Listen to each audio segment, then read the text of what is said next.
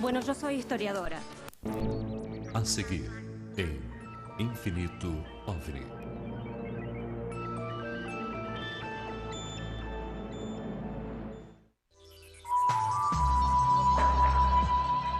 Continuamos com a nossa programação.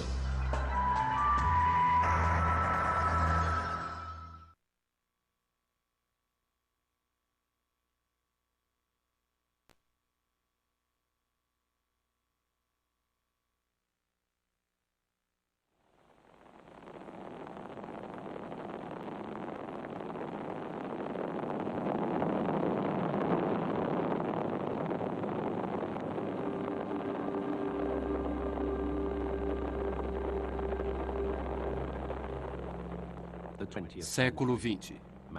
O homem deixa o seu planeta pela primeira vez. Na metade do século XIX, o autor francês Jules Verne descreveu uma jornada fictícia à Lua. Incrivelmente, ele calculou a velocidade necessária para superar o campo gravitacional da Terra. Estamos nos preparando para pousar, câmbio. 20 segundos.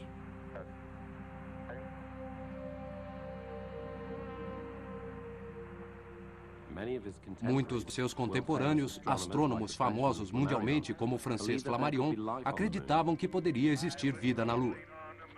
Um dia na Lua cheguei. Se o dia estava bonito, não sei. Foi isso que eu cantei. De vez em quando, nuvens negras podiam ser vistas em sua superfície. Elas eram enxames escuros de insetos lunares ou era a fumaça das chaminés das fábricas lunares?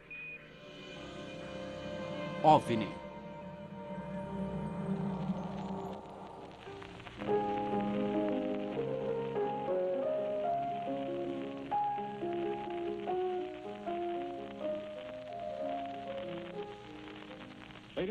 Senhoras e senhores, estas são as primeiras matérias da sua rádio de notícias. London, Canadá. Professor Morris da Universidade Macmillan relatou ter visto um total... Observando a superfície de Marte, foram notadas zonas escuras e claras. Seriam oceanos e continentes? Aqui no Observatório Americano, nossos repórteres especiais informam que em Grover Mills, Nova Jersey, foi relatado que às 8h50 da noite... Nos mapas de Marte de Govan Schiaparelli, longos canais dividiam o planeta.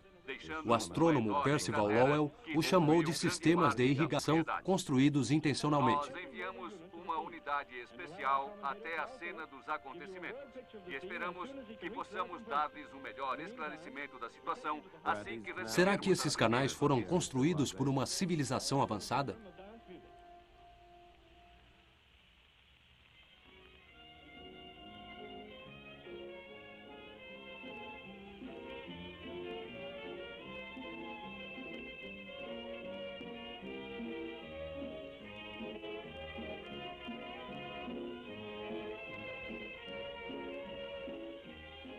Logo, esse tipo de história fantástica se tornou um pesadelo para os ouvintes de uma rádio americana.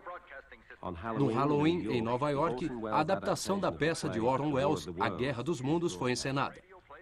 O acontecimento da noite foi subsequentemente retratado no filme também com o nome de Segunda Guerra Mundial, e as aparições também foram feitas durante as guerras da Coreia e Vietnã. 1945. A Segunda Guerra Mundial chegou ao fim e nas cenas do conflito a destruição começa a ser limpa.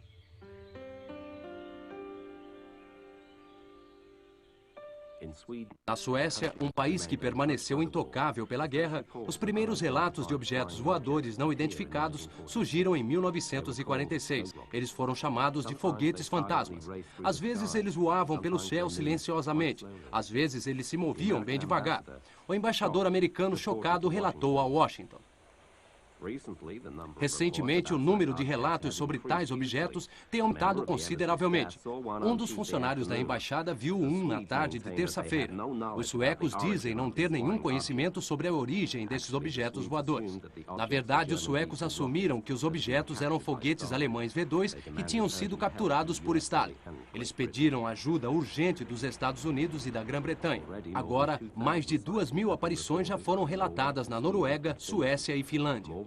E chegaram mais de Portugal, Marrocos, Itália, Grécia e Índia. Esses territórios abrangiam uma área que excedia uma extensão máxima dos foguetes russos da época e, como resultado, o mistério das aparições permaneceu insolúvel. O Monte Rainier encontra-se a 3.600 metros acima do nível do mar em Washington e é o estado mais ao norte do oeste da União. É 24 de julho de 1947, um dia glorioso e com excelente visibilidade. Para muitos jornalistas e pesquisadores, esse é o alvorecer de uma nova era no estudo dos OVNIs. Kenneth Arnold é um empresário e piloto experiente que já acumulou mais de 4.000 horas de tempo de voo. Como piloto voluntário em um serviço de resgate e pesquisa em Idaho, ele está em uma missão em seu próprio avião. Ele se aproxima da montanha e verifica a neve em busca de um avião perdido.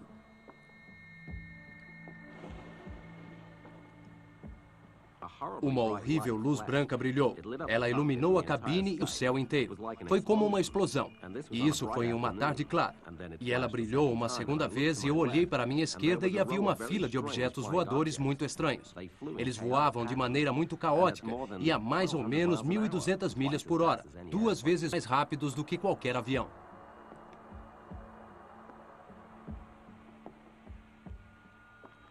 Arnold achou que armas russas secretas tinham entrado no espaço aéreo americano. Ele relatou suas observações ao controle aéreo em Yakima, onde ele parou para reabastecer.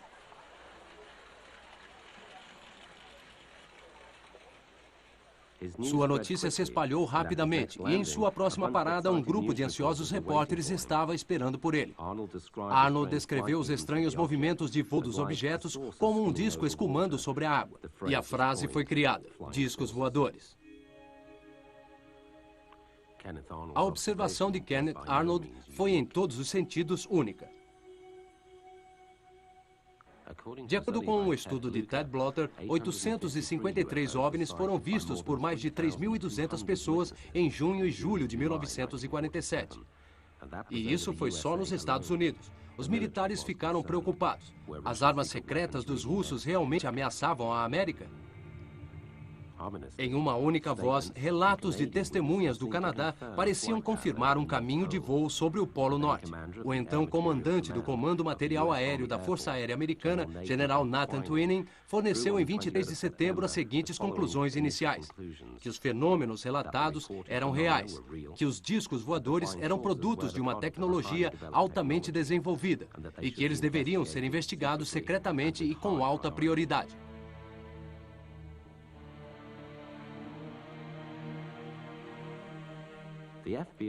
O FBI deveria cooperar nas investigações, mas se recusou a fazê-lo porque não estavam dispostos a investigar tampas de privadas, calotas e velhos chapéus voadores. Pessoas mal intencionadas geralmente usavam esse tipo de objeto para criar fotos falsas de OVNIs, e estas foram imediatamente incorporadas pela imprensa marrom.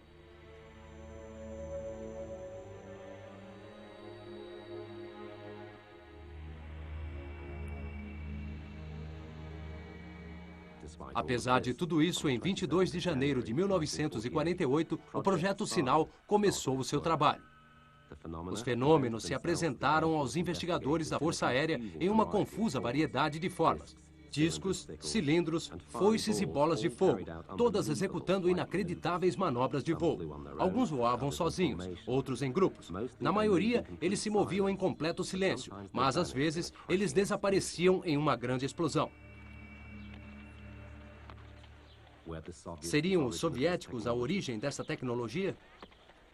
Essa suspeita logo foi perdendo sua credibilidade quando a CIA relatou de Moscou que a Rússia também havia iniciado investigações sobre os OVNIs. Como resultado, a Força Aérea Americana passou a contratar um astrônomo como conselheiro científico. Cada um desses países formou a sua própria equipe. Uma equipe não fornecia nenhuma explicação. A outra relatava a Washington que os discos voadores poderiam ter origem interplanetária e que seria aconselhável colocar os militares em alerta. Esse relatório acabou parando na mesa do general Hoyt Vandenberg, o chefe-geral da Força Aérea. Sem uma evidência final e conclusiva, Vandenberg não estava disposto a agir por receio de um pânico geral.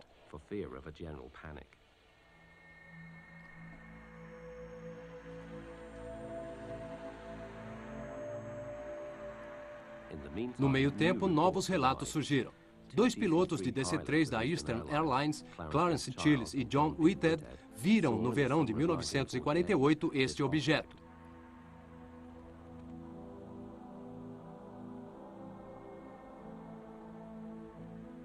Um objeto voador similar foi visto durante uma noite clara pelo astrônomo mundialmente conhecido Klein Tombaugh, que foi o descobridor de Plutão. Tombaugh descreveu um objeto brilhando em uma luz azulada, emitindo uma luz clara que saía de 6 janelas dispostas geometricamente. Tombaugh ficou completamente atônito. Esse era um fenômeno inteiramente novo para ele, que claramente não era uma miragem, nem um avião, nem meteoros, nem a aurora boreal. Testemunhas que são treinadas para observar como pilotos ou astrônomos tornaram-se testemunhas de extrema credibilidade. Eles não tinham nada a ganhar ao relatar aparições extraordinárias. Na verdade, eles colocavam em risco suas reputações. Outras testemunhas acima de qualquer suspeita incluíam cientistas que estavam trabalhando continuamente no desenvolvimento das bombas atômicas. Eles ficaram maravilhados com as bolas de fogo verdes que apareceram no final de 1948 sobre sua base de pesquisa super secreta no Novo México. O astrônomo Dr. Lincoln La Paz, da Universidade do Novo México, foi consultado no intuito de esclarecer se estes poderiam ser tipos raros de meteoros. Em 12 de dezembro de 1948, La Paz observou um objeto similar com seus próprios olhos. Ele estava convencido e concluiu: isso não é meteoro. Pela visão dele, eram foguetes que emitiam luzes brancas esverdeadas e que subsequentemente se autodestruíam. Um cientista da base secreta de Los Alamos declarou que eles pareciam os foguetes V-2 de Hitler. De onde esses objetos voadores vieram? Será que eram naves espaciais de civilizações extraterrestres? As lembranças da peça de Orson Welles no rádio estavam frescas nas mentes dos jornalistas e cientistas quando eles discutiram duas perguntas da imprensa. Primeiro, as explosões das bombas atômicas foram tão intensas que puderam ser vistas de Marte? E segundo, essas explosões alarmaram os seres de Marte? Outros cientistas acharam que visitantes do espaço eram extremamente improváveis, por causa dos problemas interplanetários, que pareciam não ter solução, quanto mais uma viagem espacial interestelar.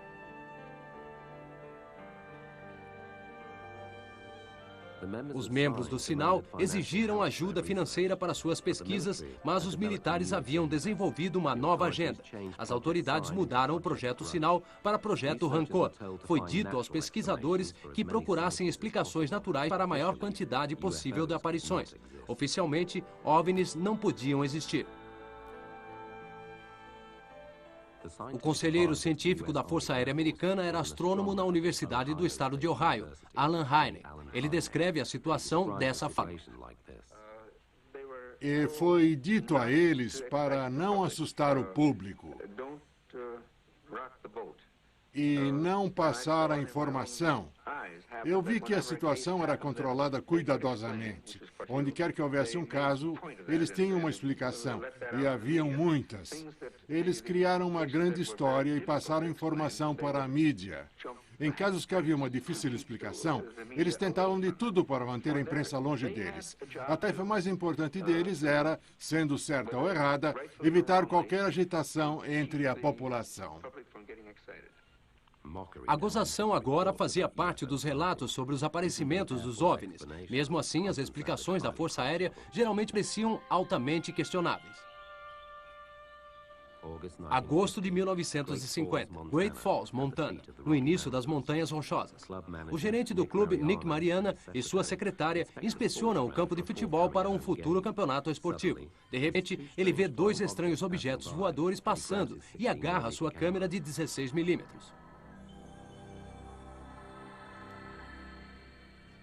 Ele mostra o filme para alguns grupos de pessoas interessadas e, por fim, alguns sugerem que o filme seja investigado pela Força Aérea.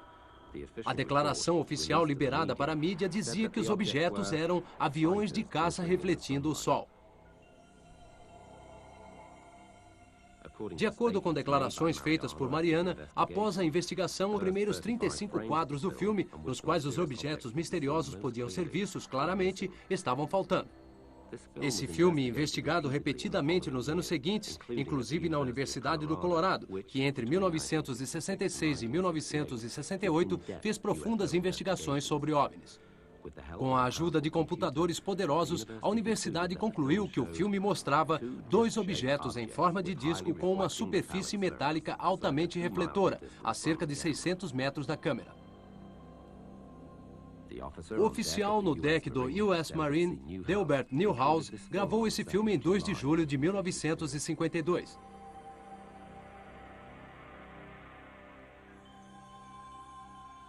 Depois de análises da Força Aérea, novamente uma sequência importante estava faltando. A explicação oficial? Possivelmente um bando de pássaros. Laboratório de Revelação de Fotos da Marinha Americana contradiz isso. Pássaros ou aviões seriam reconhecidos como tais na análise. Os objetos no filme têm luz própria e estão, obviamente, sob controle inteligente. Origem desconhecida.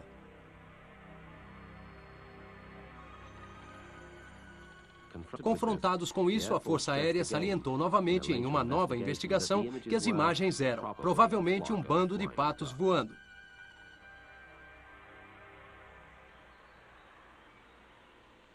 Enquanto isso, a Força Aérea criou em março de 1952 um novo programa de investigações de OVNIs. O projeto Livro Azul tinha a função de continuar a retratar todas as aparições de OVNIs como falsas. Às vezes, essa tarefa era quase impossível. Sábado, 19 de julho de 1952. O calor do verão cai duramente sobre a capital da nação, Washington. Tarde da noite, por volta de 23h40, o controle de tráfego aéreo do Aeroporto Nacional de Washington relata que 7 objetos voadores não identificados tinham entrado no espaço aéreo restrito que formava a zona de segurança entre o Capitólio e a Casa Branca. Vários motoristas os descreveram como estranhas luzes que se moviam para cima e para baixo e às vezes alcançavam velocidades fantásticas. Aviões de caça foram chamados. Horas se passaram, até que por volta das 3 da manhã, os esperados aviões de caça chegaram. Nesse mesmo momento, os misteriosos objetos voadores sumiram no céu. Quando os jatos tiveram que retornar à base para reabastecer, o pânico começa novamente. Apenas quando a manhã começa a surgir, a tranquilidade retorna. O acontecimento vira manchete de costa a costa, mas Washington tem pouco tempo para acalmar toda a nação. No sábado seguinte, a mesma estranha aparição se repete. Desta vez, os desconhecidos objetos voadores aparecem por volta das 21 horas. E logo depois, um esquadrão de aviões de caça já sobrevoa a capital. Um dos pilotos, William Patterson, se encontra com os estranhos objetos. Quando ele começa a se aproximar dos invasores, as terríveis luzes azuis e brancas começam a formar um círculo em volta dele. Indefeso e assustado, ele pergunta ao controle de terra o que fazer. Mas o observador de radar, tão sem poder quanto o próprio piloto, se mantém em silêncio. O tenente Patterson experimenta alguns minutos de terror até que, finalmente, os OVNIs o deixam em paz. O drama sobre Washington dura até o alvorecer, quando novamente o céu fica limpo. Sob uma intensa pressão da mídia, o responsável do Serviço Secreto da Força Aérea, General Sanford, na terça-feira seguinte declarou: "Podemos assegurar a vocês que os recentes eventos no céu não têm nenhuma relação com qualquer desenvolvimento secreto de qualquer agência dos Estados Unidos." Um pouco mais tarde, a Força Aérea declara que todo o incidente foi apenas uma miragem. Estamos apresentando Infinito OVNI.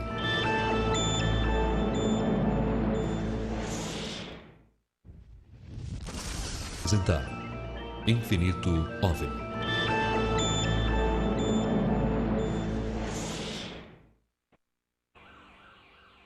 Em Michigan, Estados Unidos, em 21 de março de 1966, a cidade de Hillsdale experimentou o clímax de uma sensação de OVNI de 3 semanas. 6 carros de polícia perseguiram objetos voadores não identificados. Entre as várias pessoas que avistaram o espetáculo bem de perto está o líder da Defesa Civil do local, que também é o reitor da faculdade de Hillsdale. Depois que a polícia foi avisada, 36 aviões de caça foram imediatamente acionados. Os carros perseguiram os objetos voadores por 40 quilômetros a uma velocidade superior a 160 quilômetros por hora. Finalmente, o investigador da Força Aérea, Alan Hynek, chega à cena do acontecimento, mas o show já havia terminado. No entanto, sob a pressão da mídia, Hynek dá uma entrevista coletiva durante a qual ele declara que as luzes misteriosas eram provavelmente gás do pântano. A população e a imprensa se sentiram enganados com esta explicação e surgiram piadas pelo país sobre o estado do gás do pântano de Michigan. A explicação de Alan Hynek teve consequências. No Congresso americano, o líder da oposição e mais tarde presidente, Gerald Ford, exigiu uma conferência oficial sobre o assunto OVNI. Ford disse: "Eu não concordo nem um pouco que esses relatos possam ser tão facilmente explicados. Os cidadãos da América têm o direito a uma explicação mais completa do que a dada atualmente pela Força Aérea."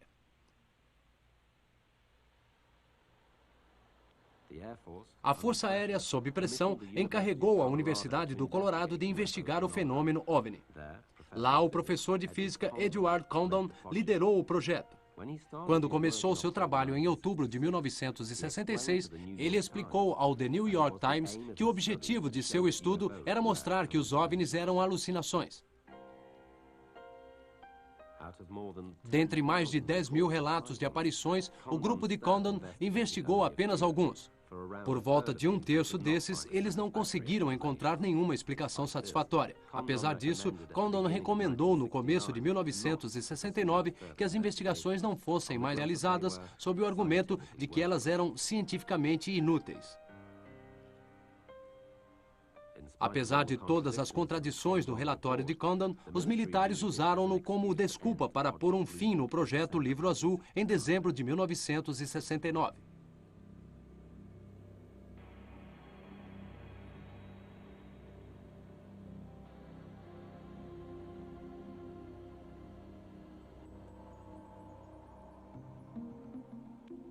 Mas muitas pesquisas particulares sobre OVNIs se ajustaram às opiniões de Condon, uma das quais foi a do engenheiro eletrônico e jornalista científico Philip Klass.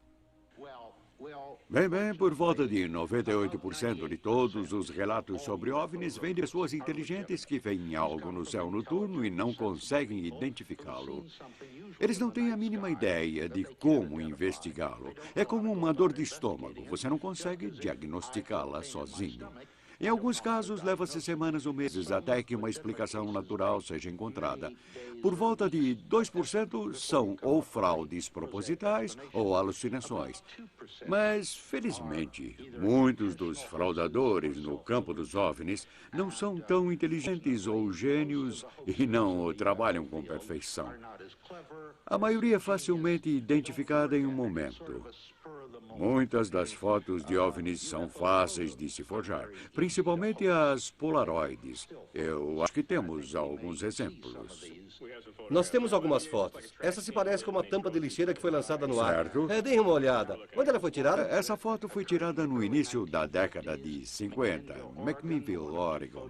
Uma das 2 fotos que foram tiradas pelo fazendeiro Paul Trent e sua esposa, que diziam ser de uma nave espacial gigante que fora fotografada durante a noite. A sombra na parede mostra que já era de manhã e não à noite. Isso é uma fraude.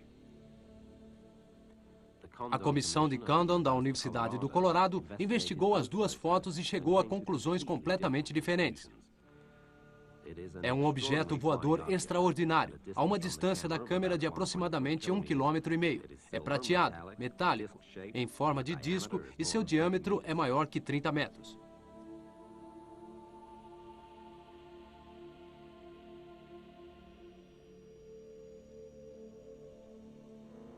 Uma nova análise computadorizada da foto mostrou que a sombra na parede não pode ter vindo do sol da manhã, como Philip Klass disse, mas sim de uma nuvem brilhante que é iluminada pelo sol noturno.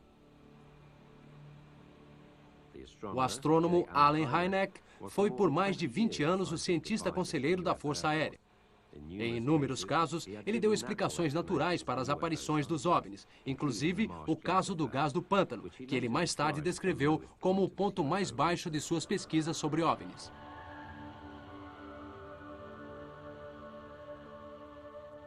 Agora que a Força Aérea tinha declarado terminadas suas investigações sobre OVNIs, ele se voltou contra os métodos de seus ex-empregadores. Em 1973, ele funda o Centro para Estudos de OVNIs, uma organização onde cientistas e acadêmicos de diferentes disciplinas tentam entender o fenômeno do OVNI. No Centro para o Estudo de OVNIs, nós temos dados com mais de 75 mil relatos de mais de 133 países. Isso certamente é muito revelador, mas o que finalmente me convenceu que isso não é nenhum tipo de loucura é a qualidade das testemunhas. Muitos dos relatos vêm de pessoas responsáveis e de posições muito altas, com reputações inabaláveis. Pessoas com treinamento técnico, tais como controladores de tráfego, militares e pilotos civis. Finalmente, eu cheguei a um ponto onde tive de admitir para mim mesmo: eu não posso continuar achando que essas pessoas são loucas. Elas devem ter visto algo que era real.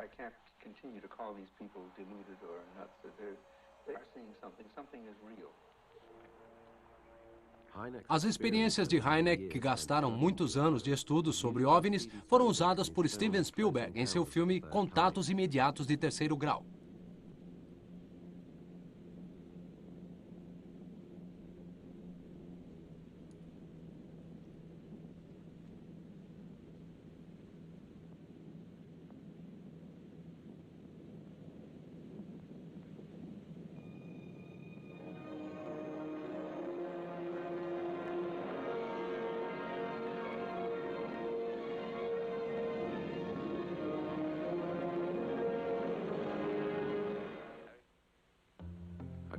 Ele manteve Hynek seu conselheiro técnico.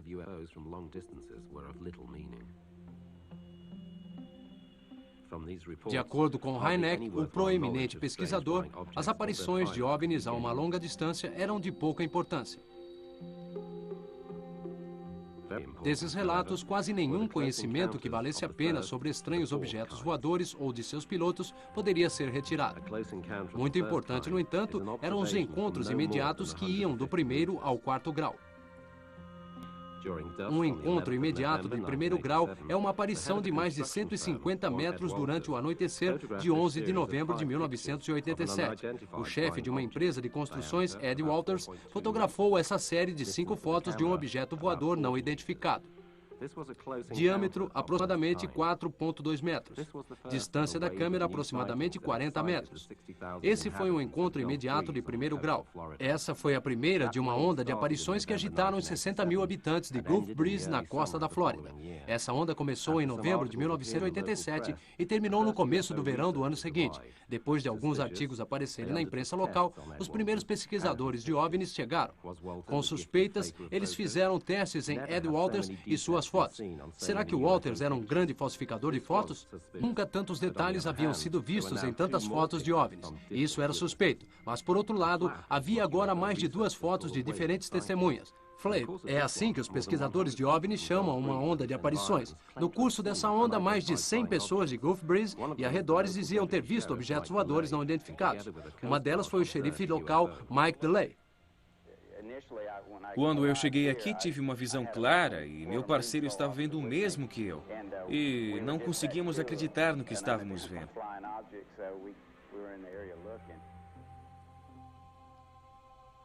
Ed Walters tirou uma foto atrás da outra. No final da onda de OVNIs, havia aproximadamente 40 fotos. Entre essas fotos, haviam muitas que não tinham como ser manipuladas ou forjadas com modelos.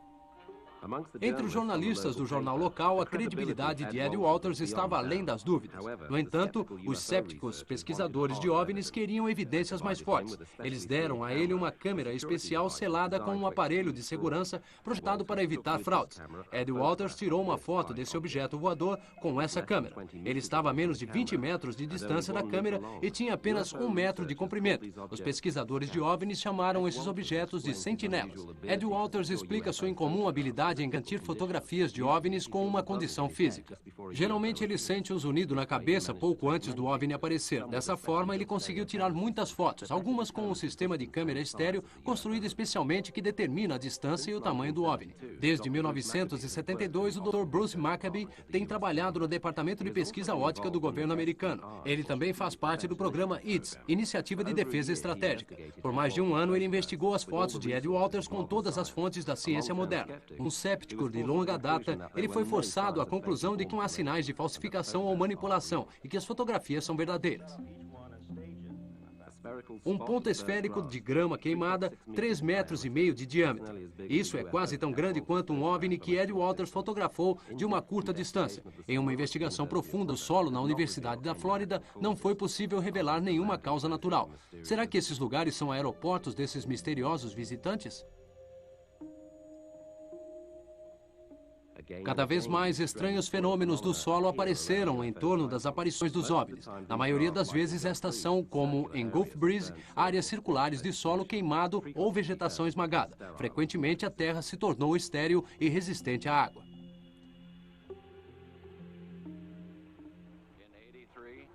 Em 1983, houve um ponto circular aqui de aproximadamente 1,5 metros de diâmetro.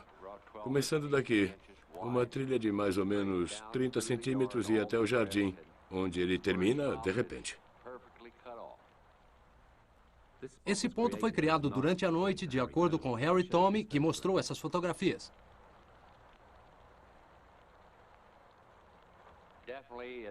Definitivamente, parece haver algum tipo de radiação aqui. E destruiu o meu medidor Geiger. Agora não consigo mais colocá-lo de volta no zero. O que era, nós não sabemos. Durante todo o inverno, nenhuma neve se firmou nesta área. Às vezes, marcas de pressão podiam ser encontradas e que pareciam trilhas que haviam sido deixadas pelo trem de pouso de objetos voadores que são extremamente pesados. Para os pesquisadores de OVNIs, estes são sinais de contatos imediatos de segundo grau. Estes ocorrem quando a aparição de um OVNI é acompanhada de algum fenômeno físico mensurável e que pode ser observado objetivamente, tal como uma interferência na recepção de televisão, falta de eletricidade, interrupção de sistemas elétricos ou veículos imobilizados. Em 1982, Steven Spielberg filmou seu grande sucesso ET, o Extraterrestre. Era a história de um contato imediato de terceiro grau, que é definido como uma observação durante a qual a tripulação de um OVNI ou próximo a ele pode ser vista.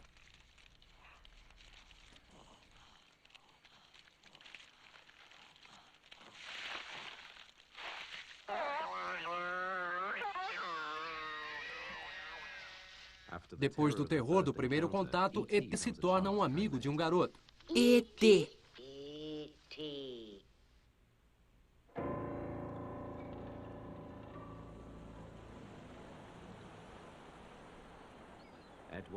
Ed Walters e sua esposa Frances relataram de Gulf Breeze um contato de terceiro grau.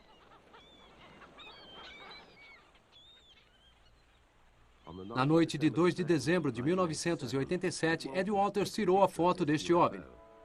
Por volta de 1 hora depois, os Walters já estão na cama. O cachorro deles começa a latir. Para ver o que acontecia, Ed abre as persianas e fica horrorizado. Olhos grandes, pretos e oblíquos o encaram. Francis também vê o alienígena que achou no início ser o reflexo de Ed na janela. Antes dos Walters se recuperarem do choque, o alienígena dá meia volta e some na escuridão da noite.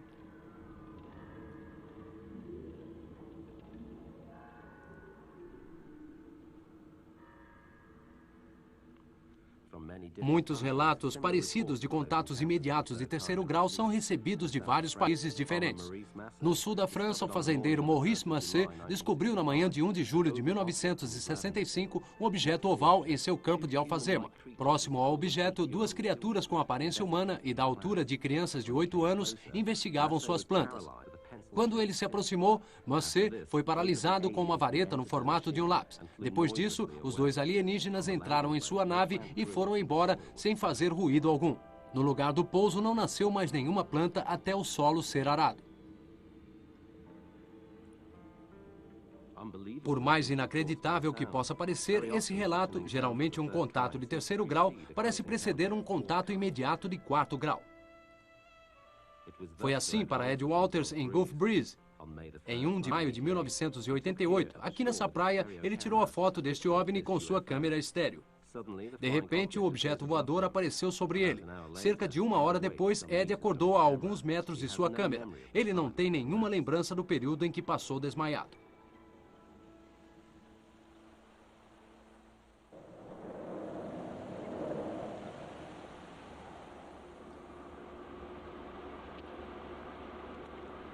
O primeiro caso relatado desse tipo ocorreu na noite de 19 de setembro de 1961. O casal Betty e Barney Hill estavam voltando de uma viagem de férias que fizeram ao Canadá. Na Estrada 3, em direção a Boston, eles avistaram um objeto extremamente luminoso com um formato incomum. Depois disso, os Hills haviam esquecido de 2 horas de sua viagem. 1 ano mais tarde, crises de pânico e pesadelos levaram Barney Hill a um psiquiatra. O terapeuta tenta reviver as lembranças perdidas de Hill. Sob hipnose, Barney Hill revela seu sequestro por um OVNI. Ah, meu Deus, dê-me forças! Ah, meu Deus, eles estão comigo na nave! Eles estão fazendo testes comigo! Eu tenho que fugir daqui! Na série Os Invasores, a televisão CBS incluiu uma cena com um contato imediato de 4º grau, onde o que parecia à primeira vista ser uma série de ficção científica é na realidade uma descrição de bizarras experiências de pessoas sequestradas por alienígenas. Na maioria dos casos surge um padrão. Geralmente, as vítimas são abduzidas enquanto ainda crianças. Com grande frequência, vários membros de uma mesma família são envolvidos. As descrições são geralmente de exames médicos e procedimentos cirúrgicos que deixam cicatrizes visíveis.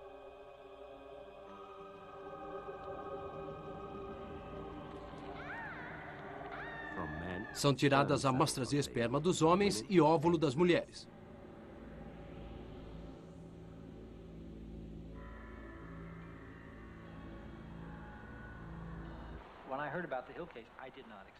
Estimulado por sua própria visão de um OVNI, Bud Hopkins, renomado pintor e escultor de Nova York, tem investigado muitos desses sequestros desde 1974. Seu livro, Invasores, forneceu material para o filme de 1992 do mesmo nome. Na verdade, Hopkins investigou mais de 500 casos até agora, e ele já publicou dados sobre muitos deles. Por causa de sua participação na pesquisa, psicólogos e psiquiatras passaram a ter conhecimento do fenômeno. Será que o medo da realidade se apossou da imaginação dos criadores de filme de ficção científica? Mais recentemente, eminentes cientistas começaram a trabalhar seriamente com esses sequestros. Por exemplo, o professor de psicologia em Harvard, Dr. John Mack. No começo, as pessoas não queriam acreditar. Diziam que isso não fazia sentido. É alguém brincando com você, ou deve ser algo assim. As pessoas aparecem com o que elas já sabem.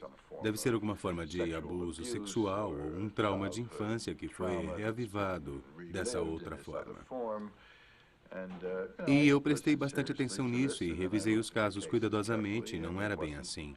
Algumas pessoas podem ter sofrido algum trauma ou abuso sexual, mas não tem nada a ver com isso.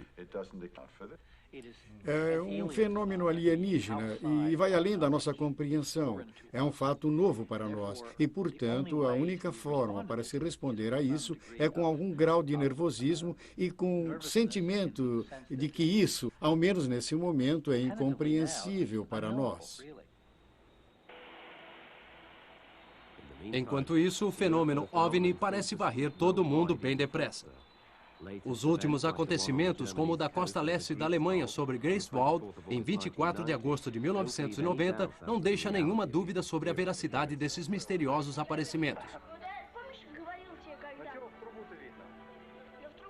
Mas investigações científicas estão apenas começando. Uma coisa parece estar clara: os resultados vão mudar nossas percepções do mundo. Há apenas mais uma história para contar que faz ligação com o início da nova era de observações de OVNIs desde 1947 até os dias de hoje.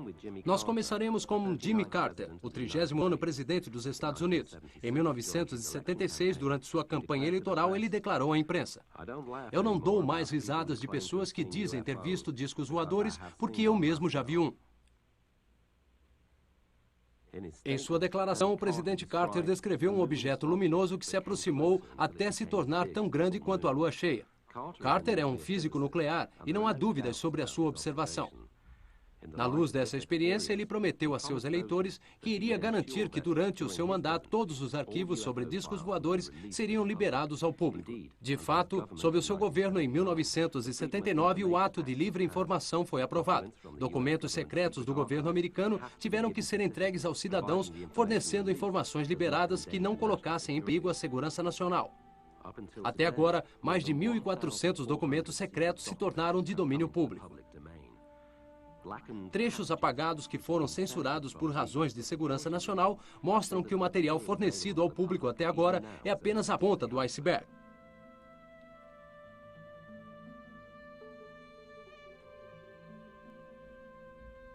Um documento de 10 de julho de 1947 está relacionado à recusa do FBI em fazer parte do Projeto Sinal, porque eles não estavam dispostos a investigar tampas de privadas e velhos chapéus voadores, como eles descreviam as aparições dos discos voadores. Em uma nota escrita à mão, o chefe do FBI, Edgar Hoover, adicionou a um memorando interno que ele seria a favor em fazer parte em algumas investigações, na esperança de que o FBI receberia acesso aos discos recuperados. Ele escreveu: "Por exemplo, no caso acima, o Exército fez tudo sozinho e nem nos permitiu fazer uma rápida investigação."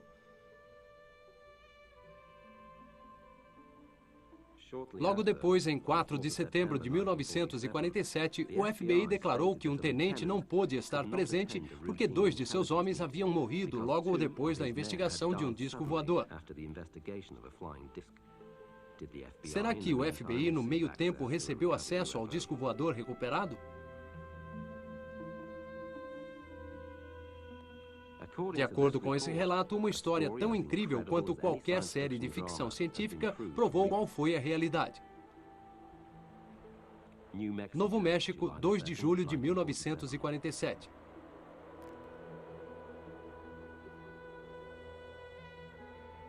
Uma semana após a famosa visão de Kenneth Arnold de um disco voador em uma remota área a 46 quilômetros a noroeste de Roswell, um estranho objeto cai.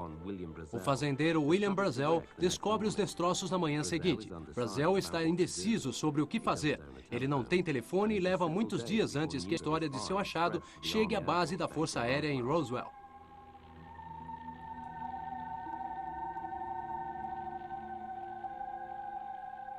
Nessa época, o único esquadrão nuclear existente no mundo ficava baseado em Roswell.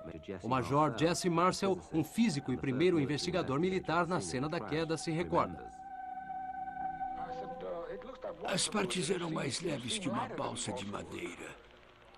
Eu tentei pôr fogo numa delas, queria ver se pegava fogo, mas não pegou. Após a recuperação, o coronel William Blanchard, o comandante da base, chamou seu oficial de imprensa, Walter Holt. Holt recorda: "No telefone, o comandante William Blanchard, o comandante da base, me disse que tínhamos algo que, em sua opinião, era um disco voador." Enquanto isso, o Major Marcel está a caminho do quartel da Força Aérea em Fort Worth com os restos do objeto. Para os cuidados do comandante-geral em Fort Worth, Roger Ramey. Lá, dizem alguns investigadores, é onde a limpeza das provas começa. Menos de 24 horas depois da informação sobre o disco voador, ela é retirada. A Força Aérea diz que era apenas um balão meteorológico. O general Ramey e o coronel mostraram pedaços do balão meteorológico como prova. Mas apenas Marcel não concordou com essa história de balão meteorológico. Nessa mesma época, Ramey mandou o misterioso material para a base aérea Wright-Patterson, em Dayton, Ohio, o centro de pesquisas e desenvolvimento mais secreto dos Estados Unidos. O incidente de Roswell foi investigado várias vezes e seus detalhes foram confirmados por mais de 100 testemunhas. Apesar disso, teria se tornado um boato se o diretor Hoover, do FBI, não tivesse exigido insistentemente, alguns dias depois, ter acesso ao disco recuperado. Até hoje, a suposta recuperação de 4 corpos, os pilotos do disco, continua sem confirmação. Os documentos secretos liberados desta data não esclarecem e nem dão evidências. Os bonecos de látex de um produtor canadense não são de maneira alguma os pilotos do misterioso objeto acidentado. O círculo se fecha com um homem chamado Robert Lazar. Em 6 de novembro de 1989, ele declarou em um programa de TV em Las Vegas que trabalhou como físico em um centro altamente secreto de desenvolvimento e testes em Nevada, oficialmente chamada de Área 51, e extraoficialmente conhecido como Terra dos Sonhos. Ele descreve os misteriosos projetos de pesquisa desta forma. Eles têm espaçonaves extraterrestres em sua posse. Espaçonaves que eles examinam por inteiro e que voam.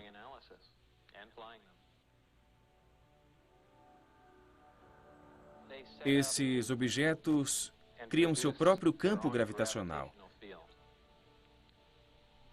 Assim como a Terra atrai a matéria, eles geram o mesmo campo. Mas a deles está fora de fase, então os campos neutralizam uns aos outros. A coisa toda funciona como mágica. Está bem além das nossas possibilidades físicas tradicionais.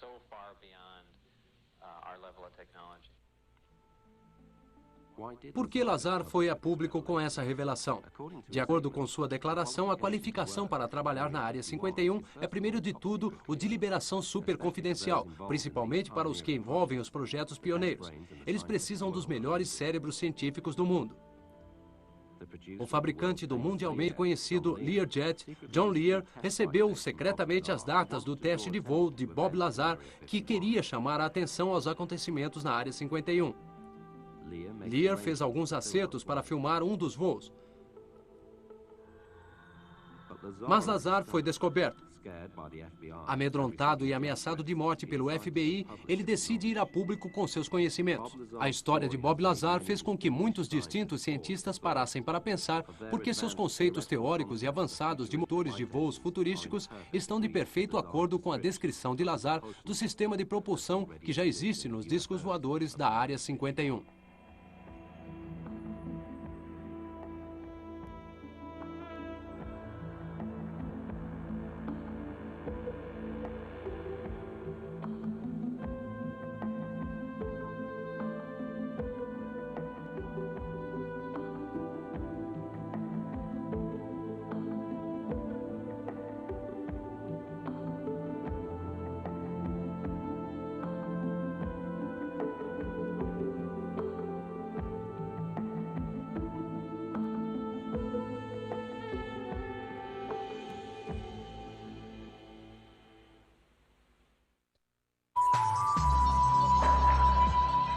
Voltaremos dentro de instantes.